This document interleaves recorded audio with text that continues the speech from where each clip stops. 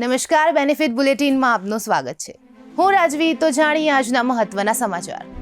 ગાંધીનગરના રૂપાલ ગામમાં વરદાયિની માતાજીની પલ્લી યોજાઈ છે. માતાજીને ઘીનો અભિષેક કરવા મોટી સંખ્યામાં ભક્તો ઉમટ્યા છે. માતાજીની પલ્લી પર શુદ્ધ ઘીનો અભિષેક કરવામાં આવ્યો છે.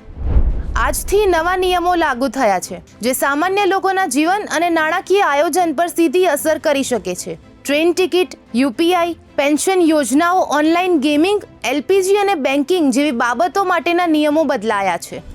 રાજ્યના 2 આઈપીએસ અધિકારીઓની બદલી અને નિયુક્તિઓ થઈ છે. વેઇટિંગ ફોર પોસ્ટિંગ રહેલા આઈપીએસ ધર્મેન્દ્ર શર્માને બોટાદના એસપી બનાવાયા છે. ઓલ ઇન્ડિયા કોંગ્રેસ કમિટી એઆઈસીસીના પ્રમુખ અને કોંગ્રેસ પ્રમુખ મલ્લિકાર્જુન ખડગેની તબિયત લથડતા તેમને હોસ્પિટલમાં દાખલ કરવામાં આવ્યા છે. તો આવા જ મહત્વના સમાચારો જાણવા માટે જોડાયેલા રહો બેનિફિટ ન્યૂઝ સાથે.